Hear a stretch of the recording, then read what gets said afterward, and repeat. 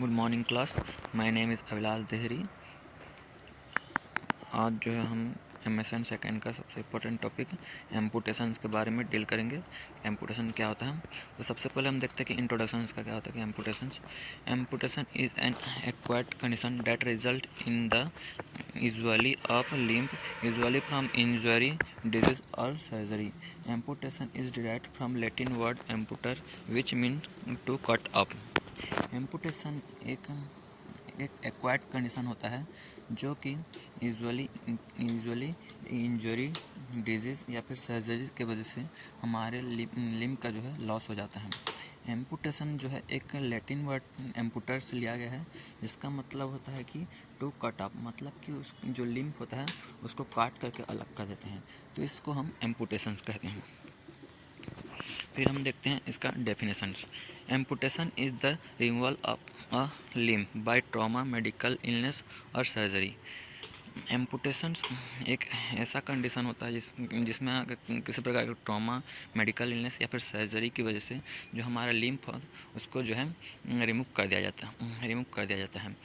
It means कि इसको जो है काट करके अलग कर दिया जाता है, तो इस कंडीशंस को हम बोलते हैं एम्पुटेशंस। एम्पुटेशन जो है हमारे स्किन, मसल्स और बोन तीनों को अफेक्ट करता है, तो हम इसमें जो है तीनों के एनाटॉमी फिजियोलॉजी को पढ़ेंगे। तो सबसे पहले हम डील करेंगे स्किन्स के बारे में। Skin is the largest organ of the body which completely cover the body. Skin जो है एक लार्जेस्ट ऑर्गन होता है हमारे बॉडी का, जो कि कम्प्लीटली जो outer surface of the body को कवर करता है। यह जो है बॉडी के जो है 15.2 सेंटीमीटर्स एरिया को कवर एरिया में फैला हुआ रहता है। इसके जो है 3 लेयर होते हैं।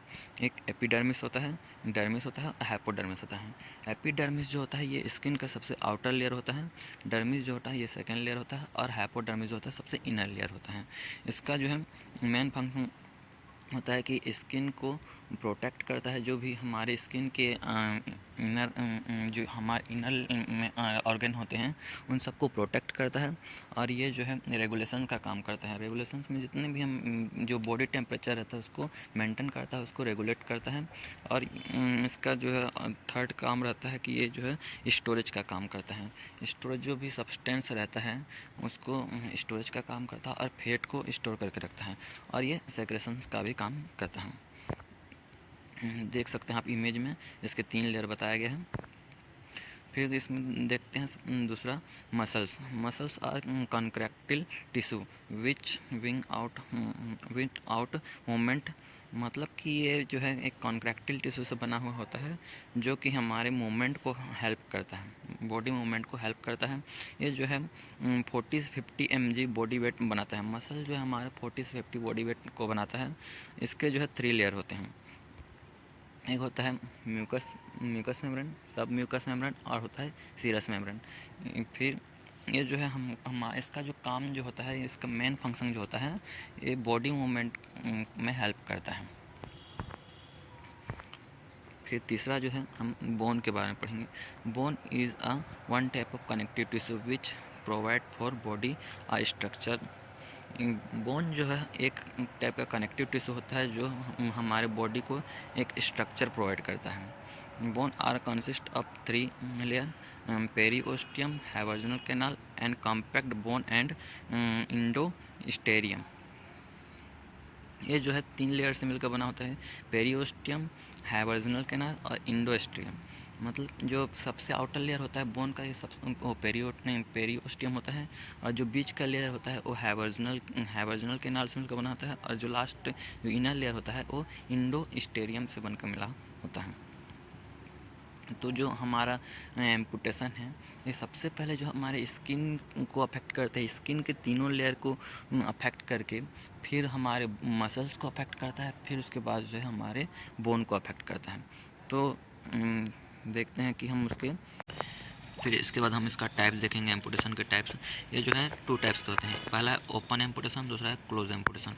ओपन एम्पुटेशन जो है वो एक इमरजेंसी प्रोसीजर्स के नाम से भी जाना जाता है, क्योंकि इसमें जो भी इमरजेंसी होती है, जैसे कि किसी का रोड एक्सीडेंट हो जाता है तो यह इसमें जो है हम उसको एम्पुटेट करते हैं, तो इसमें जो है ओपन एम्पुटेशन में आएगा, क्योंकि ये एक लाइफ थ्रेटनिंग कंडीशन होता है जिसका हम एम्पुटेशन करते हैं। ओपन एम्पुटेशन में जो है जो एम्पुटेट पार्ट है उसको हम ओपन ही रख देते हैं, ज़्यादातर ओपन ही रखते हैं क्योंकि उसको क्लोज नहीं किया जाता है। फिर हम देखते हैं क्लोज एम्पुटेशन। क्लोज एम्पुटेशन जो है इसमें पहले से प्लान किया हुआ प्रोसीजर होता है, जिसमें जो सॉफ्ट टिश्यू होता है उसको जो है फिक्स करके उसका पैकिंग कर देते हैं। ये जो है ज़्यादातर हमारे जो नी के अबव ऊपर वाले पार्ट में करते हैं और नी के नीचे वाले पार्ट में करते हैं। फिर इसका हम कॉजेज़ देखते हैं। इसका कॉजेज़ जो है 3 प्रकार के कॉज होते हैं। पहला है नेचुरल कॉज, दूसरा है एक्सीडेंटल कॉज, तीसरा है cold still gone shot cause. तो सबसे पहले हम देखेंगे नेचुरल कॉज। नेचुरल कॉज में कंजेनाइटल एब्सेंस। कंजेनाइटल एब्सेंस मतलब होता है कि जैसे बाय बर्थ अगर किसी का कंजेनाइटल एब्सेंस होता है, जैसे मतलब कि उसमें किसी के में फिंगर जो है एब्सेंस होता है, जैसे कि 2 फिंगर रहते हैं, 3 फिंगर रहते हैं, या फिर फिंगर ज़्यादा हो जाते हैं जैसे 6 फिंगर रहते हैं, या फिर लिप्स एब्सेंस रहता है। तो इस प्रकार के कंडीशन को हम बोलते हैं कंजेनाइटल एब्सेंस। तो इसमें भी हमको एम्पुटेशन करना पड़ता है। फिर दूसरा है वुंड इन्फेक्शंस। वुंड इन्फेक्शंस मतलब किसी इंसान को अगर घाव हुआ है और वो अगर उसका अच्छे से ट्रीटमेंट नहीं करा रहा है, तो वहाँ के जो आसपास के टिश्यू हैं वो डेथ होने लगते हैं और वहाँ के टिश्यू जो है नेक्रोसिस हो जाता है। तो इसको जो है जो नेक्रोसिस वाला पार्ट होता है उसको जो है हमको काट करके अलग करना पड़ता है, तो उसको बोलते हैं हम वुंड इन्फेक्शन। फिर तीसरा है फ्रॉस्ट बाइट। फ्रॉस्ट बाइट मतलब होता है कि एक्सेसिव कोल्ड के कारण जो हमारे टिश्यू जो है वहाँ वो टिश्यू जो है डेथ हो जाते हैं वहाँ और नेक्रोसिस हो जाता है, तो उसको बोलते हैं हम फ्रॉस्ट बाइट। फिर ट्यूमर, अगर हमारे बॉडी में कहीं ट्यूमर हो रहा है मतलब कि वो डेवलप हो जा रहा है, हमारा जो टिश्यू जो है एक्स्ट्रा डेवलप हो जा रहा है, तो उसको जो है काट करके हम रिमूव करते हैं, तो उसको बोलते हैं ट्यूमर्स को रिमूव करना। फिर डायबिटीज़ मेलाइटस के कारण अगर किसी पर्सन को अगर कोई पेशेंट डायबिटीज़ का पेशेंट है, अगर उसको इंजरी होता है, तो जो डायबिटिक वाले पेशेंट हो उसका इंजरी जो है जल्दी से हील नहीं हो पाता है, तो जो वहाँ के टिश्यू जो है वो डेथ हो जाते हैं और उसका नेक्रोसिस होने लगता है, तो उसको हम काट करके अलग करते हैं, तो इसको बोलते हैं, इसके कारण से भी हो सकता है। फिर आर्टेरियल डिजीज़। आर्टेरियल डिजीज़ मतलब कि अगर हमारा आर्टरी जो है हमारे किसी बॉडी पार्ट को ब्लड सप्लाई नहीं कर पा रहा है, आर्टरियल वेन जो है हमारे बॉडी पार्ट को ब्लड सप्लाई नहीं कर पा रहा है, जिसके कारण से वो बॉडी पार्ट जो है डेथ होने लगेगा, वहाँ के सेल जो है डेथ होने लगेंगे, जिससे कि वो वाले पार्ट को हमको एम्पुटेट करना पड़ता है। फिर दूसरा कॉज देखते हैं एक्सीडेंटल कॉज। एक्सीडेंटल कॉज में जो है क्रॉसिंग बाय ट्री, मतलब कि कोई इंसान अगर पेड़ से गिर जाता है तो उसका जो है एक्सट्रीमिटीज़ जो है वो डैमेज हो सकता है, तो उसको जो हम काट करके अलग करते हैं। फिर fall with running and from height, जैसे कि कोई दौड़ते हुए गिर जाता है या फिर छत वत से गिर जाता है हाइट से, तो उससे भी जो चोट लगता है उसको बहुत सारे डैमेज होते हैं, तो उसको जो हमको अलग करना पड़ता है। फिर है कोकोडाइल्स एंड शार्क बाइट। कोकोडाइल्स मीन्स होता है कि जैसे कहीं समंदर में तैर रहे हैं या जैसे कुछ भी कर रहे हैं, तो उससे जो है वो मगरमच्छ जो है उसको अगर काट देता है या फिर जो शार्क जो है बाइट कर देता है, तो उसके कारण जो है वो तो पहले से एम्पुटेट हो जाता है, जो बॉडी पार्ट जो है कट के अलग हो जाता है, जिसके कारण हो सकता है। फिर क्रॉसिंग इंजरी बाय मशीन्स, अगर हम किसी फैक्ट्री में काम कर रहे हैं तो उससे अगर हमारा जो मशीन्स है उससे अगर हमारा जो है कट जाता है, तो उसके थ्रू भी हमको हो सकता है। फिर है तीसरा cause cold steel and gun shot cause. Cold steel and gun shot cause में जो है iron and steel weapons injury fingers and hand, मतलब कि जैसे कि कोई हम फैक्ट्री या फिर कहीं भी काम कर रहे हैं जैसे कारखाने वगैरह में, तो उससे जो हमारे जो आयरन लग सकते हैं, जैसे कोई लोहा वोहा लग जाता है, तो उससे जो हमारे फिंगर विंगर हैंड में लग जाता है तो वो जो है कट जाता है, कट के अलग हो जाता है, तो इसके कारण भी हो सकता है। Destructive gun shot. Destructive gun shot के कारण जैसे कि गोली वोली लग जाता है, तो इसके कारण भी होता है।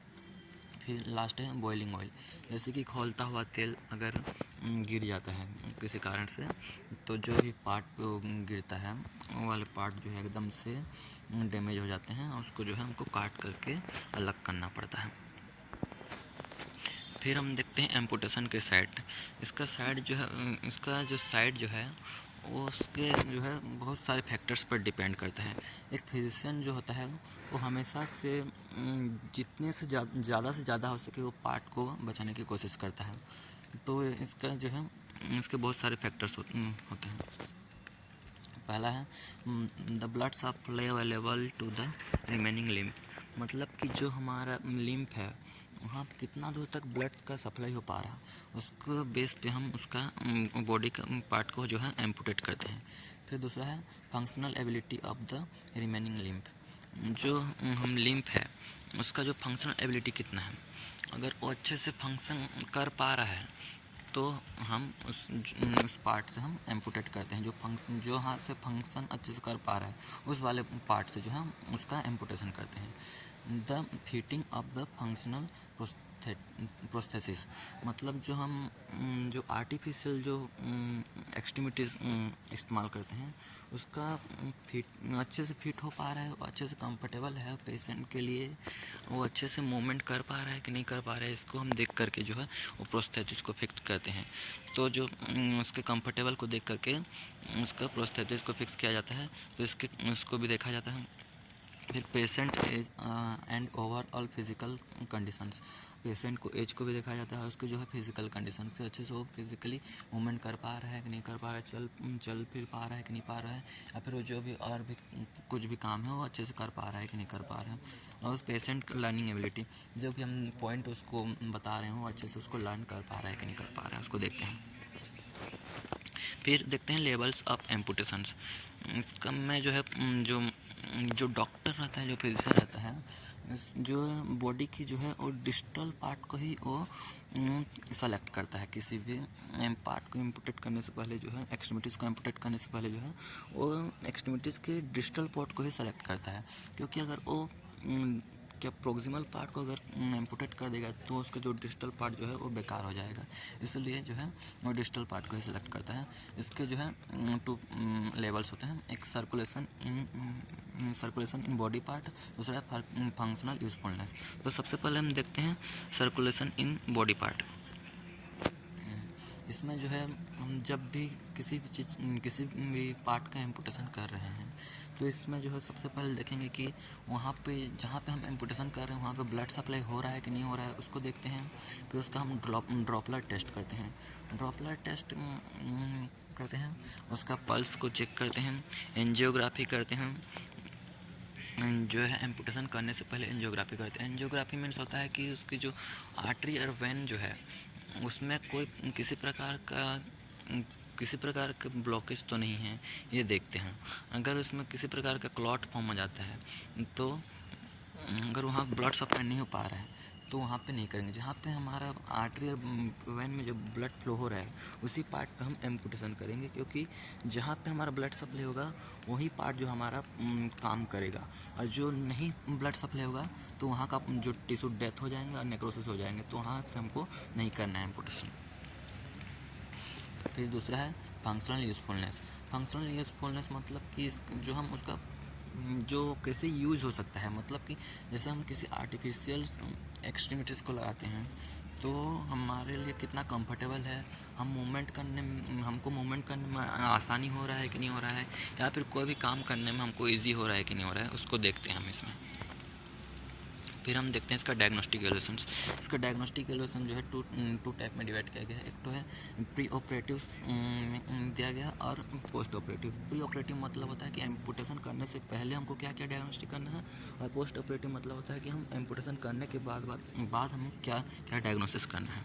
तो प्री ऑपरेटिव डायग्नोसिस में देखते हैं routine blood haematology. Routine blood haematology में जो है बायोकेमिस्ट्री करेंगे, ब्लड कल्चर करेंगे और क्रॉस मैचिंग करेंगे, और जो कोगुलेशंस है उसको भी हम अच्छे से स्टडी करेंगे। फिर हम पोस्ट ऑपरेटिव टेस्ट देखते हैं। पोस्ट ऑपरेटिव टेस्ट में जो है सीबीसी देखेंगे।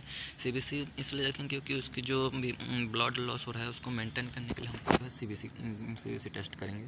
फिर वाइट ब्लड काउंट, इसमें जो है इन्फेक्शंस के जो रूल है उसको आउट करने के लिए, जो इन्फेक्शंस को हमको जानने के लिए, मतलब इन्फेक्शंस काहे के लिए हो रहा है, क्यों हो रहा है, उसको जानने के लिए हम जो है WBC करते हैं। फिर ब्लड बायोकेमिस्ट्री, इसमें जो है हम इलेक्ट्रोलाइट्स को इवेलुएट करने के लिए, इलेक्ट्रोलाइट्स हमारे जो बॉडी में है उसको चेक करने के लिए हम जो है ब्लड बायोकेमिस्ट्री टेस्ट करते हैं। फिर वेस्कुलर ड्रॉपलर अल्ट्रासोनोग्राफी करते हैं। इसमें जो है डीप वेन थ्रोम्बोसिस करते हैं। डीप वेन थ्रोम्बोसिस क्या होता है? डीप वेन थ्रोम्बोसिस जो है हमारे जो वेन में अगर किसी प्रकार का क्लॉट हो जाता है या क्लॉट हो जाता है तो उसको जो है पता लगाने के लिए इसको हम करते हैं। ये जो है ज़्यादातर हमारे जो लेग होते हैं उसमें होता है और जो है पैर में होता है। फिर हम देखेंगे इसका मैनेजमेंट में सबसे पहले देखेंगे मेडिकल मैनेजमेंट जो भी हमारा एम्पुटेड पार्ट है उसको जो है हमको उसको जो है हील करना, वो सब हम कैसे हील कर सकते हैं इसमें बताया गया है। तो सबसे पहले जो हम उसको एंटीबायोटिक थेरेपी देंगे, उसको कंटिन्यू एंटीबायोटिक थेरेपी प्रोवाइड करेंगे ताकि जो भी वुंड है वो ईजिली से उसको हील होने में आसानी हो सके और जो वुंड है वो अच्छी तरह से ठीक हो सके। फिर उसका हम ड्रेसिंग करेंगे, एसेप्टिक टेक्निक के थ्रू हम उसका जो है डेली उसका ड्रेसिंग करेंगे हम। फिर पेन मैनेजमेंट में उसको जो है हम उसको एनाल्जेसिक प्रोवाइड करेंगे, जो भी उसके जो भी पेन हो रहा है उसको रिड्यूस करने के लिए। इसमें हम ट्रामाडोल भी दे सकते हैं। फिर जो है वेस्कुलर स्मूथ मसल्स रिलैक्सेशंस, इसमें वेस्कुलर स्मूथ रिलैक्सेशंस करेंगे। फिर जो है vasodilator to promote circulation and reduce for pain, इसमें जो है वेसोडायलेटर ड्रग्स देंगे। वेसोडायलेटर ड्रग जैसे हाइड्रालाइजिन देंगे, डेल्टियाजेड देंगे और मिनोक्सिडिल दे सकते हैं जो उसका पेन हो रहा है उसको रिड्यूस करने के लिए। Give NSAID drugs for control infection, जो है हम इसमें जो इन्फ्लामेशंस और जो इन्फेक्शन हो रहा है उसको कंट्रोल करने के लिए जो है non steroid anti inflammatory drug देंगे। जो है कॉम्प्लिकेशन देखते हैं, इसमें जो है हेमरेज हो सकता है, इन्फेक्शंस हो सकता है और स्किन ब्रेकडाउन हो सकता है और लिम्फ पेन हो सकता है। हेमरेज मतलब कि उसको जो है एम्पुटेशन करेंगे बॉडी पार्ट का, तो जो उसमें जो है एक्सेसिव ब्लीडिंग होगा उसको जो है हम हेमरेज बोलते हैं। एक्सेसिव ब्लीडिंग जहाँ भी होता है उसको हम हेमरेज बोलते हैं। और जो भी एम्पुटेड पार्ट होता है उसमें जो है इन्फेक्शंस होने के बहुत ही ज़्यादा चांस होते हैं। फिर स्किन का ब्रेकडाउन तो होगा ही होगा, एम्पुटेशन करेंगे तो स्किन का जो है ब्रेकडाउन तो होगा ही होगा। उसमें जो है लिम्फ में पेन हो सकता है, जो हमारा लिम्फ रहता है अपर लिम्फ लोअर लिम्फ, अगर जैसे लोअर लिम्फ में एम्पुटेशन किए हैं तो लोअर लिम्फ जो है उसमें जो है पेन हो सकता है। फिर जो है उसका हम हेल्थ एजुकेशन देते हैं, उसको जो है प्रॉपर डाइट लेने के लिए बोलेंगे, उसको प्रॉपर न्यूट्रिशन लेने के लिए बोलेंगे, उसको जो है प्रॉपर मेडिसिन लेने के लिए बोलेंगे, टाइम टू टाइम उसका जो है मेडिसिन जो भी है उसको लेने के लिए बोलेंगे। जो एंटीबायोटिक्स थेरेपी दे रहे हैं उसको प्रॉपर लेने के लिए बोलेंगे। जो भी उसके पेन को मैनेज करने के लिए जो भी मेडिसिन हम दे रहे हैं जैसे एनाल्जेसिक तो उसको हम प्रॉपर लेने के लिए बोलेंगे और फॉलोअप के लिए बोलेंगे। जो भी है उसको अगर कोई भी उसमें कॉम्प्लिकेशंस आता है तो उसको डॉक्टर्स के पास जाने के लिए बोलेंगे और उसका जो है प्रॉपर हाइजीन मेंटेन करने के लिए बोलेंगे। जो अगर उसका हाइजीन मेंटेन नहीं करेंगे तो उसमें जो है इन्फेक्शंस होने के चांस हो सकते हैं। Thank you class.